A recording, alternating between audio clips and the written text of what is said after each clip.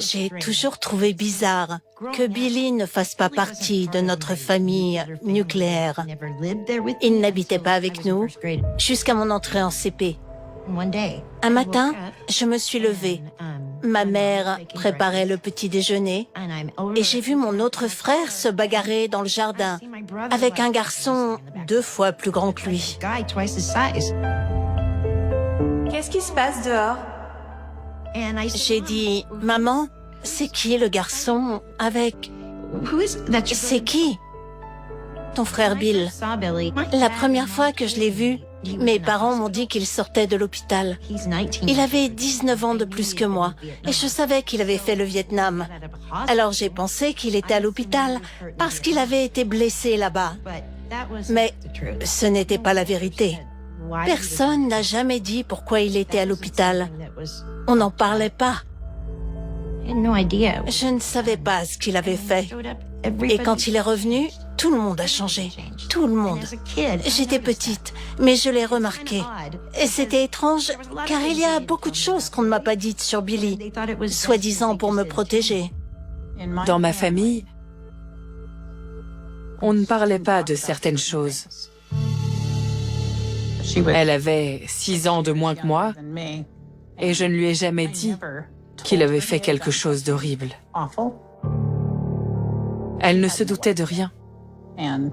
J'ai pensé que s'il était prêt à sortir de l'hôpital, c'est qu'il allait mieux et qu'il n'y avait pas de raison de s'inquiéter. Je me sens affreusement coupable. Avec le recul, je me dis que si j'avais fait quelque chose, j'aurais pu la sauver de Billy.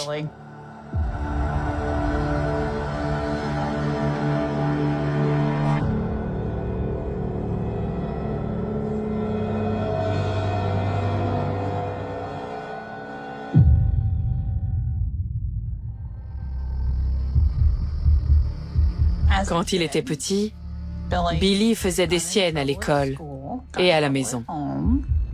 Billy, je ne comprends pas pourquoi tu fais ça. Il se faisait corriger pour le punir de son attitude, souvent avec une ceinture. Mais Billy n'aimait pas qu'on lui dise ce qu'il devait faire. Quand on lui disait de ne pas faire quelque chose, il recommençait et faisait exactement ce qu'on lui avait interdit.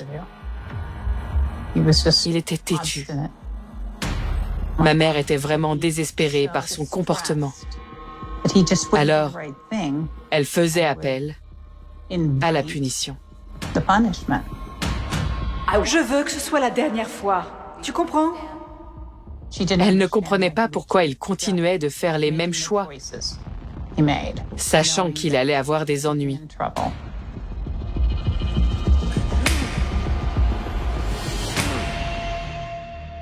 Pour elle, c'était comme s'il faisait exprès de leur tenir tête et de s'attirer des ennuis pour leur montrer qu'il ne pouvait pas être dompté. Billy voulait toujours tout contrôler. Je crois qu'avec le recul, elle s'est demandé si ce n'était pas un signe annonciateur de ce qu'il allait devenir.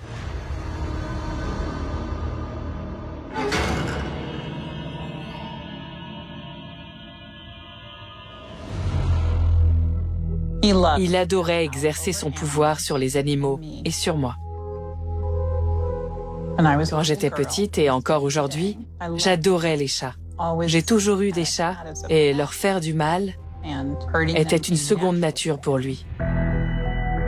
Il entrait dans la pièce et si le chat était en train de manger, par exemple, il tapait du pied et lui faisait peur pour qu'il s'enfuit. Je lui ai demandé de ne pas le faire. Pourquoi tu fais ça? Mais Billy détestait qu'on s'oppose à lui.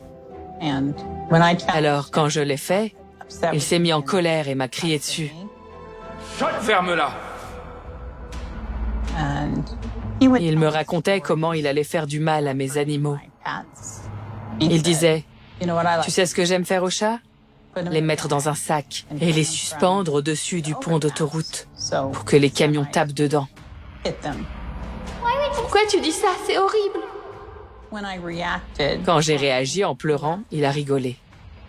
Il a trouvé ça absolument génial. Il avait un rire de fou. Il trouvait ça hilarant. Alors j'ai essayé de réduire les contacts qu'il avait avec mes animaux. J'ai fait de mon mieux pour garder mes distances. Et j'ai tenté d'oublier à quel point il était horrible.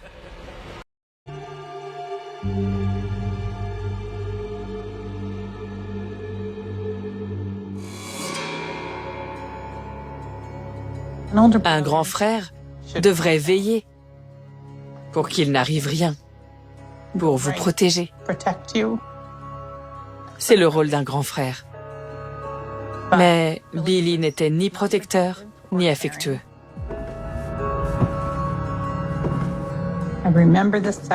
Les abus sexuels ont commencé quand j'avais 4 ou 5 ans.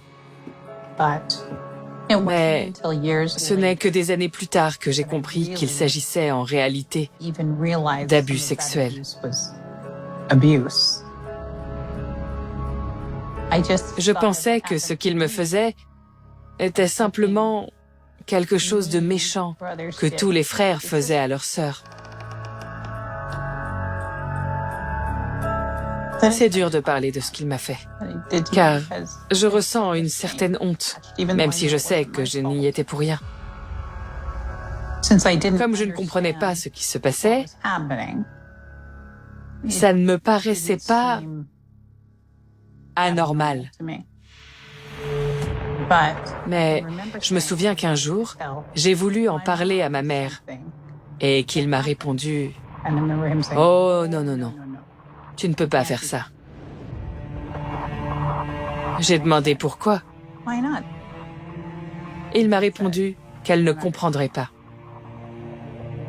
Si j'avais dénoncé ces abus, jusqu'à ce qu'ils s'arrêtent, ils n'auraient peut-être pas fait du mal à tant de monde. C'est à partir de ce moment-là que j'ai gardé des secrets. Et les secrets sont dangereux.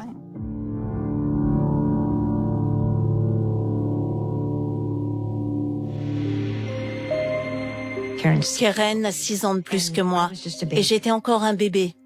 Mais des années plus tard, j'ai subi la même chose. À l'école, on nous mettait en garde contre les étrangers. Personne ne nous mettait en garde contre notre frère. Il entrait dans ma chambre ou dans la douche avec moi. Je me souviens qu'à Noël, on avait mis des guirlandes lumineuses à toutes les fenêtres. Je ne pouvais pas lâcher des yeux une guirlande bleue et verte. Encore aujourd'hui, je ne peux pas regarder de guirlandes bleues et vertes, ces deux couleurs ensemble, car c'est là-dessus que je fixais mon regard. Je n'en ai parlé à personne, parce qu'il disait qu'il nous ferait du mal, et j'ai toujours cru être la seule.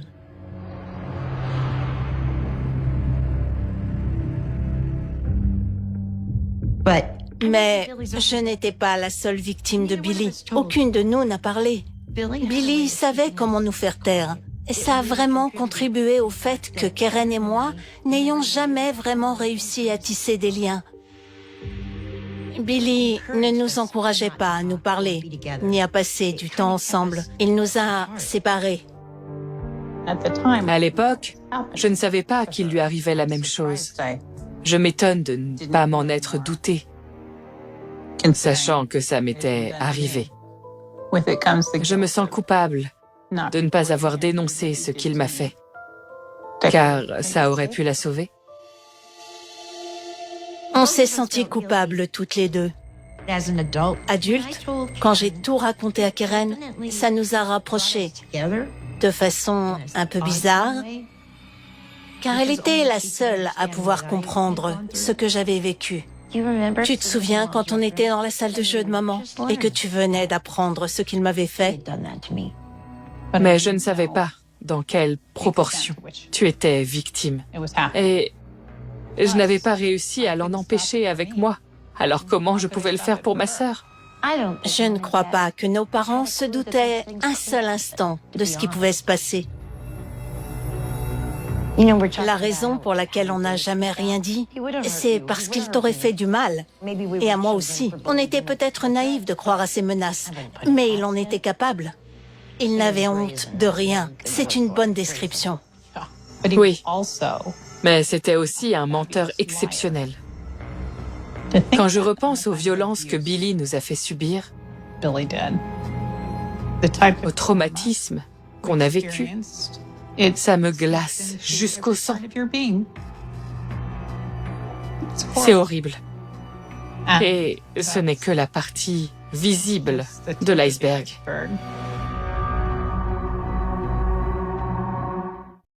Il aimait regarder les choses brûler. Il y a eu un incendie dans notre maison du Maryland. Ma sœur n'était pas encore née. Je m'en souviens très nettement. Ma mère m'a réveillée et m'a emmenée dehors. Elle était paniquée. Je me revois dans le jardin au milieu de la nuit, en train de regarder la maison brûler et les flammes l'engloutir, en attendant l'arrivée des pompiers. J'avais très peur. Billy était à côté de moi, comme hypnotisé par les flammes. Il était fasciné par le feu et adorait regarder. La cause de l'incendie était une défaillance électrique. Mais plus tard, ma mère nous a avoué qu'elle soupçonnait Billy de l'avoir déclenché. Elle n'avait pas de preuves, mais c'était une intuition.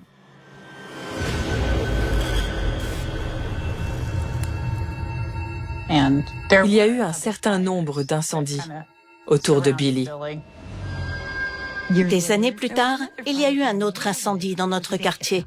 C'était une maison inoccupée. La police a interrogé mon père. Billy a nié en bloc, mais mon père a tout de suite vu qu'il mentait. Ça le rendait furieux que Billy puisse le regarder droit dans les yeux et mentir sans sourciller. Ma mère a dit qu'elle était sûre que Billy était responsable. Mais il n'a jamais été inquiété. Il s'en tirait toujours à bon compte.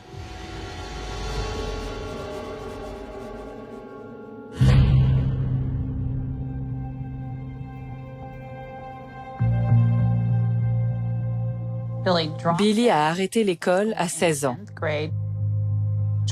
Il s'est engagé dans les Marines et a été envoyé au Vietnam.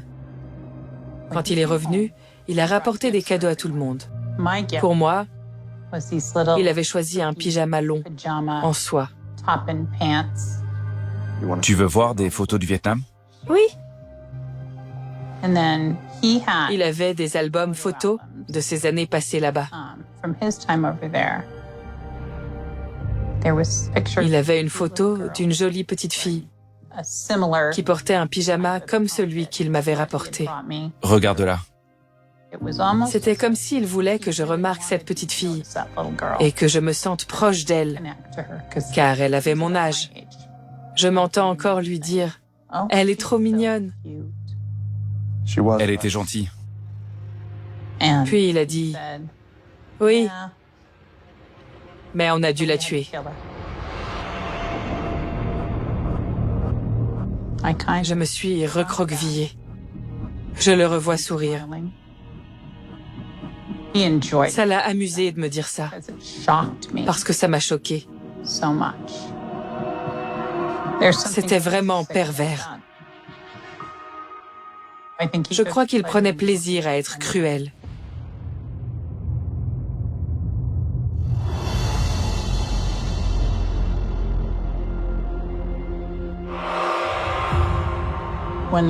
Quand j'avais 8 ans, il avait 15 ans de plus que moi. Je me rappelle qu'il avait mis une belle chemise et un pantalon. Il est descendu dans le salon et il a dit « Regarde, maman ».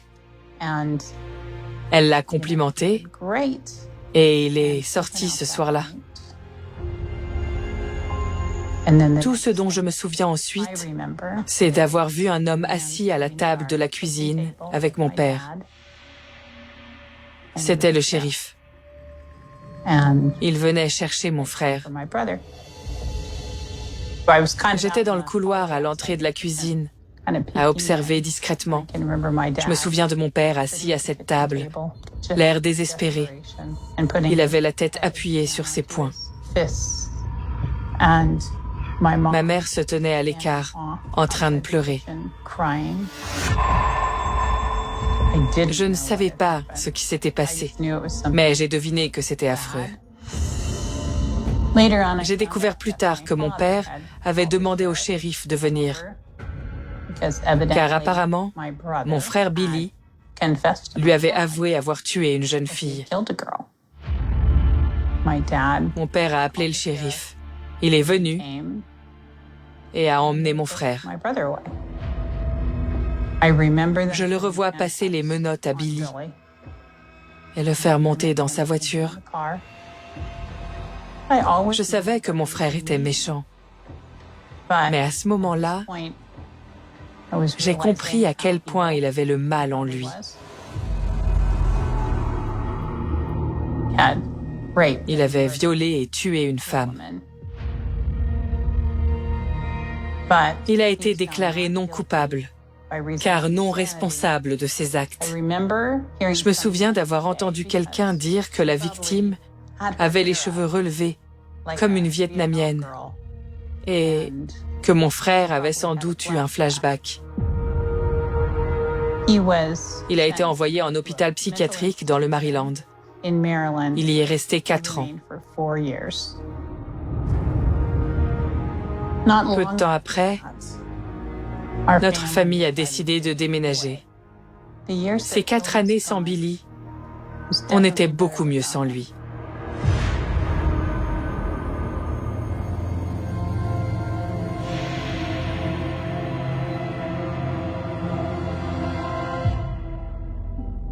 Tu savais ce qui s'était passé là-bas avant qu'on déménage? C'est pour ça qu'on a déménagé. Mais tu savais ce qui s'était passé et pendant toute mon enfance, tu ne m'as rien dit? J'étais au courant, mais on m'avait dit qu'il était malade.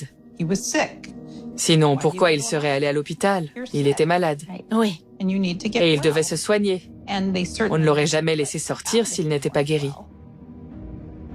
C'est ce que je me disais. Je croyais qu'il avait été blessé au Vietnam. Je ne me doutais de rien. Ils ne m'ont rien dit pour me protéger. Est-ce que c'était une bonne ou une mauvaise idée? Je n'en sais rien. Mais je me suis sentie trahie. En me cachant la vérité, ils me mettaient en danger. J'étais nerveuse à l'idée de le voir revenir. Je croyais qu'il était guéri, que c'était terminé. Mais pas du tout. Plus tard, le soir de son retour, il m'a agressée. J'ai voulu le dire à mes parents, mais tout le monde était tellement content qu'il soit rentré que je n'ai pas voulu gâcher leur joie. Alors je n'ai rien dit.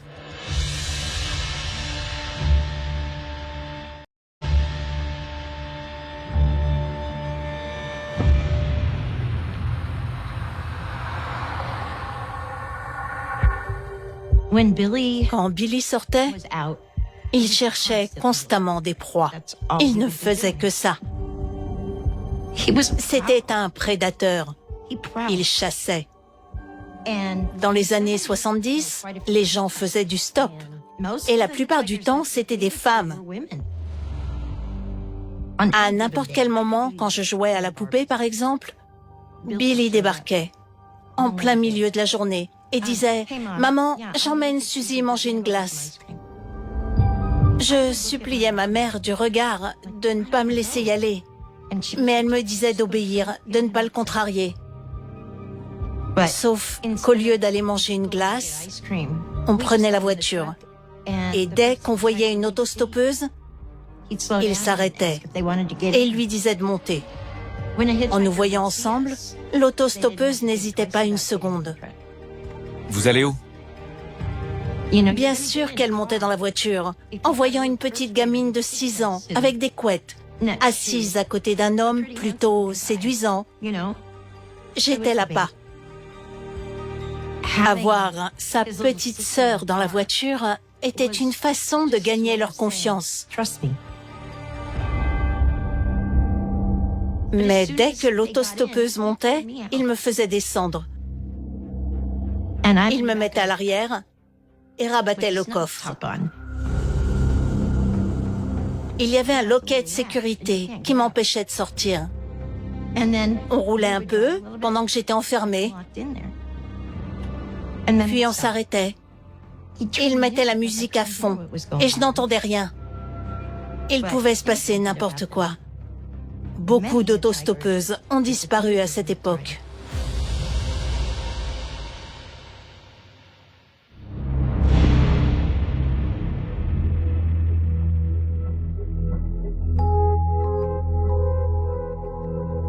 Dès qu'il a commencé à faire des siennes, tout petit, le feu a joué un rôle important.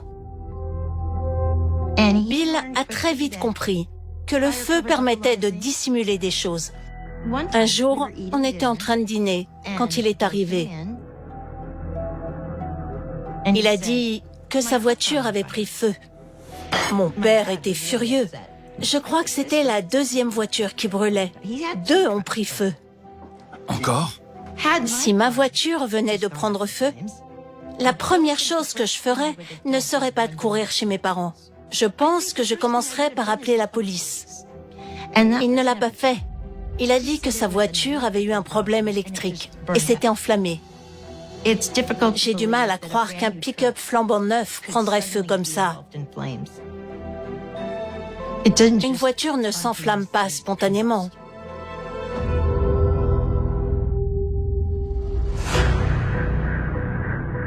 Je ne le savais pas à l'époque, mais je l'ai découvert plus tard. Catherine Devine avait 14 ans. Elle venait du quartier de Queen Anne, à Seattle. C'était une gamine comme les autres. Ce n'était pas une fugueuse, ni une prostituée. Elle se disputait avec sa mère de temps en temps, comme n'importe quelle fille de son âge. Elle voulait aller voir sa cousine. Et sa cousine habitait dans l'Oregon. Alors elle a fait du stop et elle a rencontré Bill. Ma famille avait un relais routier et il travaillait là-bas. Le lendemain, quelqu'un a regardé à l'arrière de son pick-up et a vu un sac de couchage couvert de sang. Et Billy a vu cette personne regarder dans son pick-up. Quand je repense à cette voiture qui a brûlé, je me dis qu'il y a mis le feu pour éliminer des preuves. Ce qui brûle disparaît à jamais. Un après-midi, je suis rentrée du collège. J'ai couru chercher le journal et en couverture, il y avait ce gros titre. Un corps découvert sur le Capitol Peak. Maman, tu vas pas me croire? Quoi, ma chérie? Ma mère préparait le dîner. Je lui ai dit, maman, écoute ça. Une fille de mon âge retrouvée morte sur le Capitol Peak. Je venais d'aller à l'endroit où elle avait été découverte avec ma classe de biologie.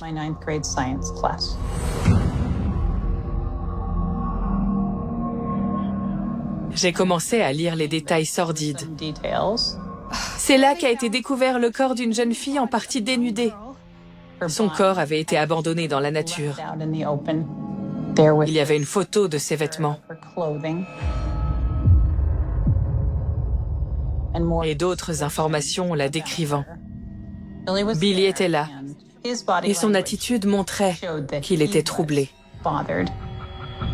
Il cherche encore sa chaussure gauche, son sac et son portefeuille. La victime portait un jean. Mon frère a dit, « Tu vas arrêter? Arrête. » Ça suffit. Mais qu'est-ce qui te prend? J'ai répondu, « C'est bon. Je ne fais que lire le journal. » Mais il a dit, « J'en ai assez entendu. » Je me souviens de son expression. Il était assis comme ça, il a appuyé sa tête sur sa main et il a dit « Arrête ». Arrête! Je ne veux pas entendre ça. Je n'ai plus pensé à cette affaire pendant des années, car personne n'a jamais été arrêté.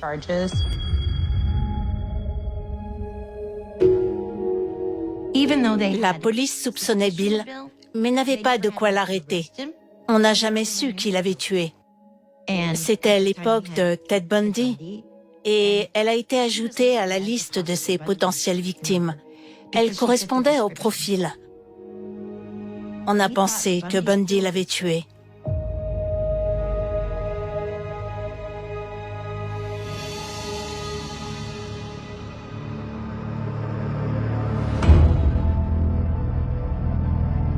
C'était aux alentours de Thanksgiving.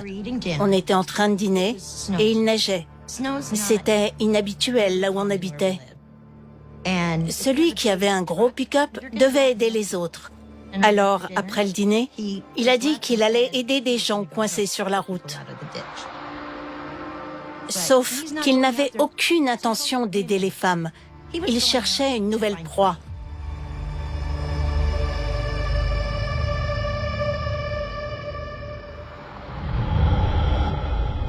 Le lendemain matin, Billy a été arrêté.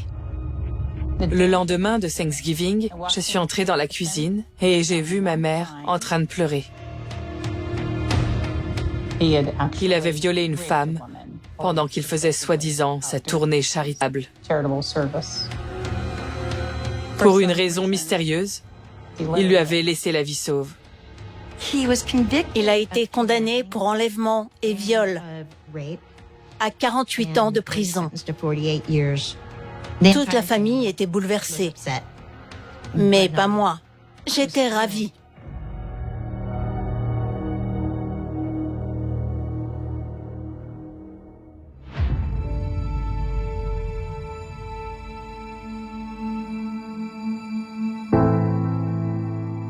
Oui, quand j'avais 16 ans. Je ne savais pas que tu lui avais dit. C'est venu sur le tapis car je refusais les visites. Je refusais d'y aller. Chez les parents? Non, à la prison. D'accord. Je refusais d'aller le voir. Et j'ai dû dire, tu sais ce qu'il m'a fait? Voilà ce qu'il m'a fait. Ça lui a fait du mal à papa. J'étais encore enfant quand je lui ai dit ça. Mais je ne voulais pas lui faire de mal. Je ne l'avais jamais vu pleurer. C'était la première fois. Il m'a dit que je n'aurais plus jamais à le revoir, ni à lui parler, ni quoi que ce soit. L'important, c'est que j'ai eu l'impression qu'il était de mon côté. Merci. Mais ensuite, j'ai découvert que papa allait toujours le voir, maman aussi, qui lui payait des avocats. Je ne comprenais pas. Attendez, si vous me croyez, pourquoi vous l'aidez? Je trouve étrange qu'il ne m'ait pas posé la question quand il a su pour toi. C'est bizarre. Je ne te remets pas en doute. Je dis seulement qu'il ne m'a jamais rien dit. Alors que j'aurais cru qu'il m'aurait demandé.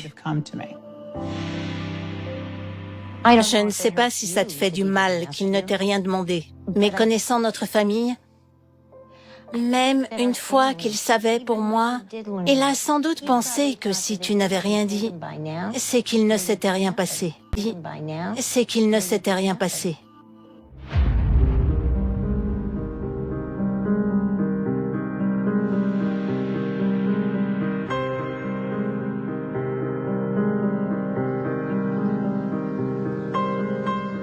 Cela faisait 11 ans que les abus avaient cessé. En 1986, je terminais ma formation d'enseignante et j'habitais chez ma mère. Je fouillais dans des papiers quand j'ai trouvé une demande de libération. Je savais qu'il avait été condamné à 48 ans de prison, mais il pouvait demander la conditionnelle au bout de 3 ans. Si Billy sortait, il allait retrouver sa place au relais routier et habiter chez ma mère. J'ai lu ça et j'ai paniqué. Je n'arrêtais pas de penser à toutes les gamines qu'il allait côtoyer. Il était intégré et personne ne savait que c'était un pervers. Je voulais que son dossier indique noir sur blanc qu'il ne devait jamais être en présence d'enfants. Alors je suis allée au bureau du shérif de Thurston et j'ai dit que j'avais des révélations à faire sur mon frère.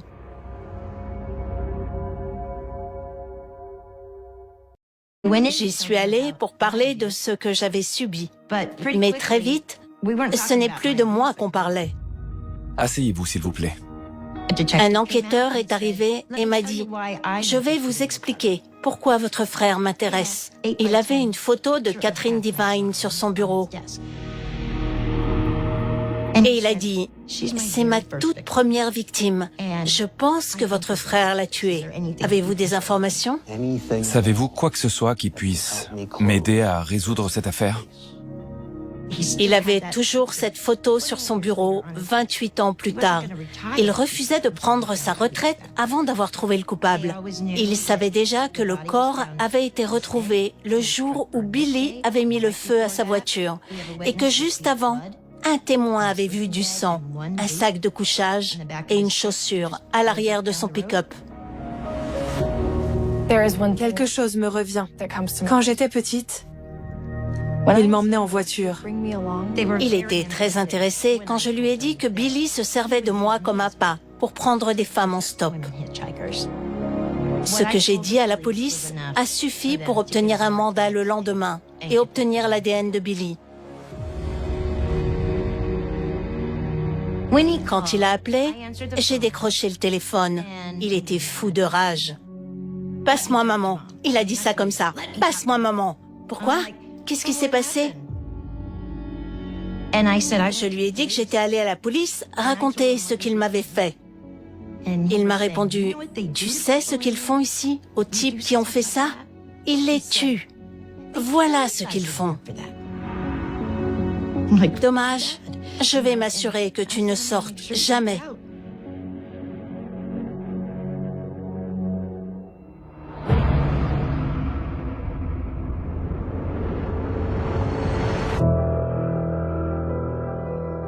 Il a été condamné à la perpétuité sans libération possible. Il m'a regardé droit dans les yeux quand le verdict est tombé et je lui ai fait un doigt d'honneur. Je ne me suis jamais sentie aussi bien. C'était génial. J'adore l'idée que ce soit finalement sa petite sœur qui l'ait piégé. Je n'aime pas me qualifier de victime. Je préfère dire que je suis une survivante.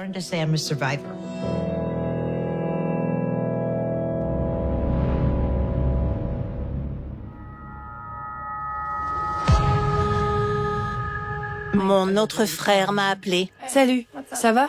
J'étais chez moi et je montais les escaliers quand il m'a dit « Suzy, Billy est mort. » J'ai demandé s'il était mort comme nos parents, tranquillement, dans son sommeil. Il a répondu qu'il avait eu un infarctus et qu'il était mort. D'accord, donc il savait qu'il allait mourir. J'étais tellement contente. À la fin, au moment de rendre son dernier souffle, il savait que personne n'en avait plus rien à faire. Il était réveillé. Il n'est pas mort dans son sommeil. Ça me soulage quelque part de savoir qu'il a eu peur.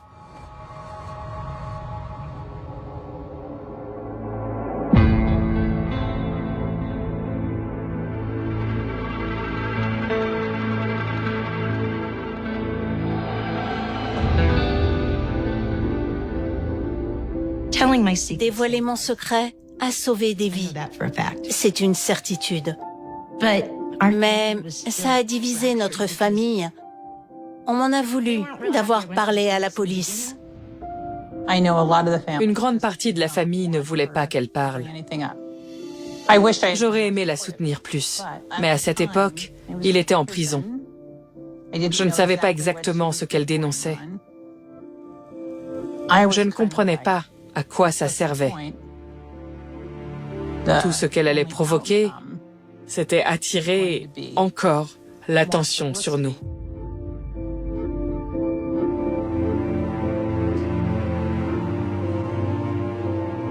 Karen et moi avons coupé les ponts. On s'est reparlé pour la première fois l'an dernier et j'ai appris qu'elle était malade.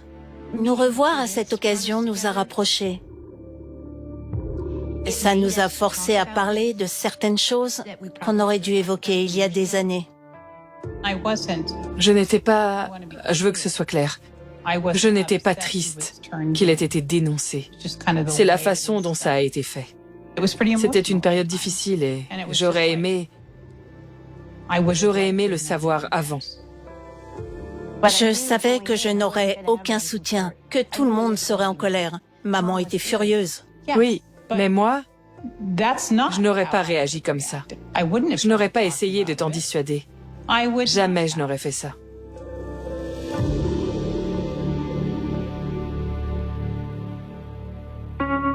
On ne s'est pas parlé pendant des années. Les secrets sont dangereux. Accepter cet entretien nous a permis d'établir un dialogue qui n'existait pas. Il devait savoir qu'il allait s'en tirer. Regarde, il a tué quelqu'un dans le Maryland. Et il n'est pas allé en prison. Il est allé à l'hôpital. Oui, Il devait être convaincu que les représailles ne s'appliquaient pas à lui de la même manière qu'aux autres. Adulte, je suis devenue institutrice. Mon cheval de bataille était de faire en sorte que les enfants sachent que leur corps leur appartenait. Si on leur faisait quelque chose, ils devaient dire « je ne veux pas ». Ça m'a rendue très fière de voir tous ces enfants que j'avais aidés. maintenant qu'on a recours à l'ADN, est-ce que ça me surprendrait qu'on retrouve le sien dans une affaire non résolue? Pas du tout. Pas du tout. Je suis d'accord. Il y avait des autostoppeuses partout, surtout devant le relais routier. Oui.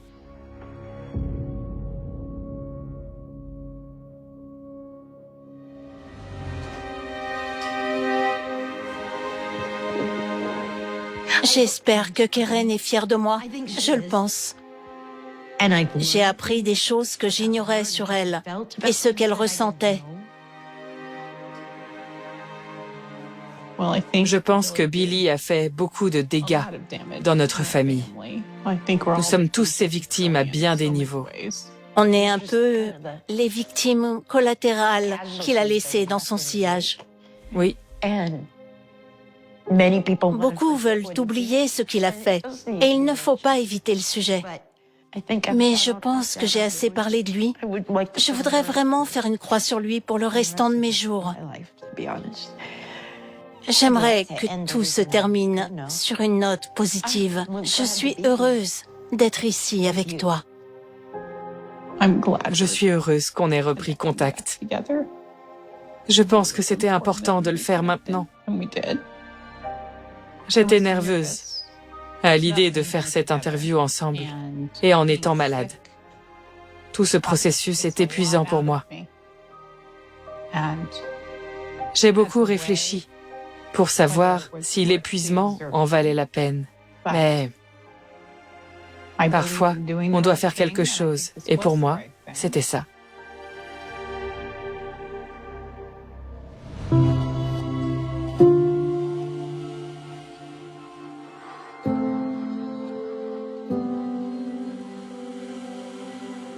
Mon impression générale, après cette expérience, c'est cet amour inconditionnel qu'on avait l'une pour l'autre et que je n'aurais jamais cru possible.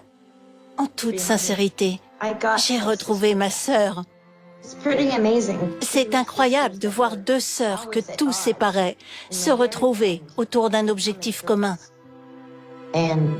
Cela fait des mois maintenant, mais chaque jour, je pense à quelque chose de nouveau que j'ai appris sur elle. Je sais qu'elle était contente de l'avoir fait. Le seul fait de la voir sourire après l'entretien, elle s'est sentie écoutée.